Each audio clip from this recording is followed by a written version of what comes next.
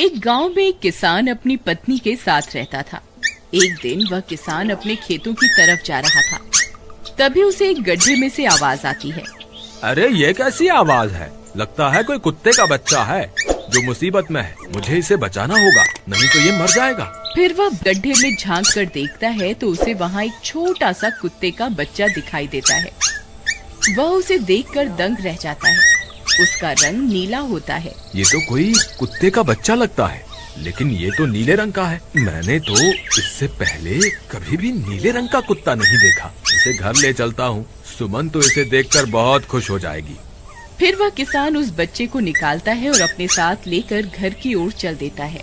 अरे सुमन, जल्दी बाहर आओ, देखो मैं तुम्हारे लिए क्या लाया हूँ।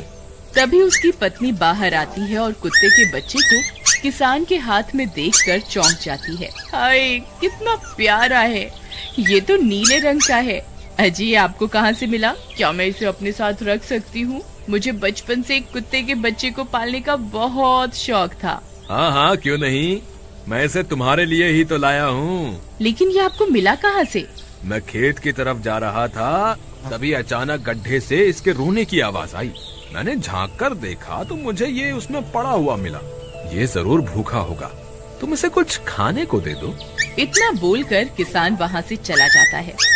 फिर सुमन उसकी खूब देखभाल करती है। वह दिन भर उसके साथ खेलता कूदता है।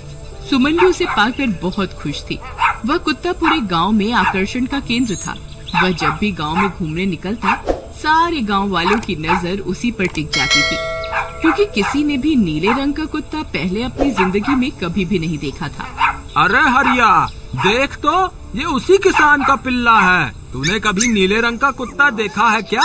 नहीं भाई, मैंने तो पहली बार ऐसा कुत्ता देखा है। लेकिन ये इस किसान को मिला कहाँ से? इतना अनोखा कुत्ता खरीदने की हैसियत तो इस किसान की है नहीं।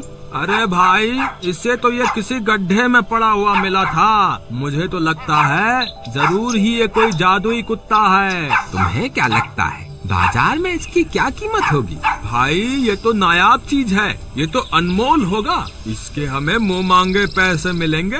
भाई, हर नायाब चीज पर तो सिर्फ हमारा ही अधिकार है। देर किस बात की, आज रात को ही इसे किसान के घर से चुरा लेंगे। रात होने पर किसान और उसकी पत्नी घर में सो रहे होते हैं। तभी लल्लन और हरिया किसान के घर में घुस जाते हैं और नीलू को बहलाने फुसलाने लगते हैं। ले ले बेटा, बिस्कुट खा ले। ले ले ले ले ले ले, आजा आजा। वह झट से उसे बोरे में कैद कर लेते हैं और वहाँ से 9-2-11 हो जाते हैं और भागकर अपने घर आ जाते हैं। हरिया भाई, एक काम तो पूरा हो गया, बस अब इसे शहर जाकर किसी को बेचना बाकी है। शुभ काम में देरी किस बात की?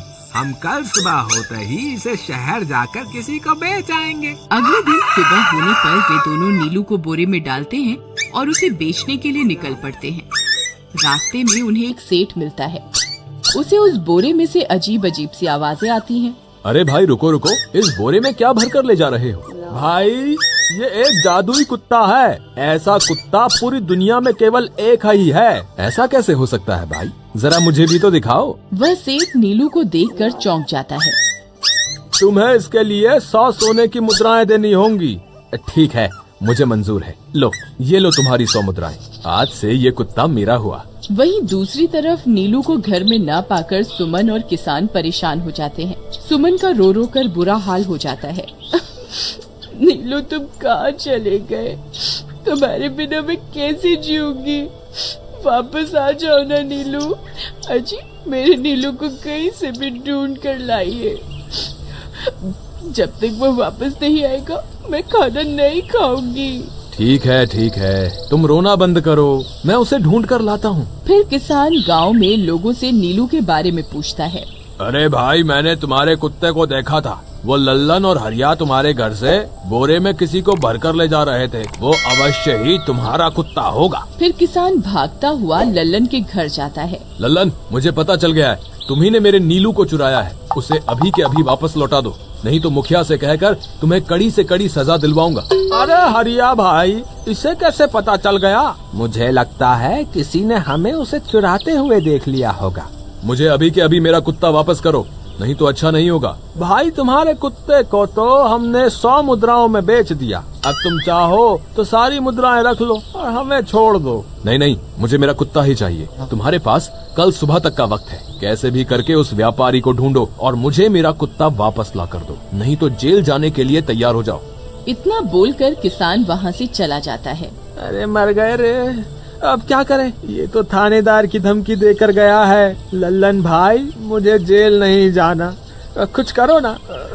हाय रे, अब क्या होगा? चलो उस सेठ को ढूंढते हैं, उसे उसके सारे पैसे लौटाकर उस कुत्ते को वापस ले लेंगे। वे दोनों उस सेठ की तलाश में निकल पड़ते हैं, लेकिन बहुत देर तक ढूंढने पर भी उन्हें वह सेठ नहीं मिलता। लल्लन भाई, यहाँ तो उस सेठ का कोई नामो निशान ही नहीं है। न जाने अब तक कहाँ निकल गया होगा। अब क्या करें?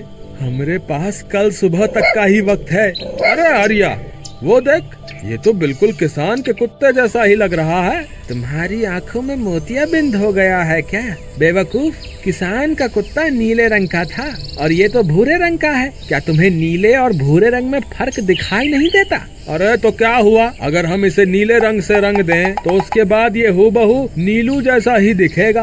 बात तो तुम सही कहते हो भाई। चलो फिर देर किस बात की, अभी इसे पकड़ते हैं।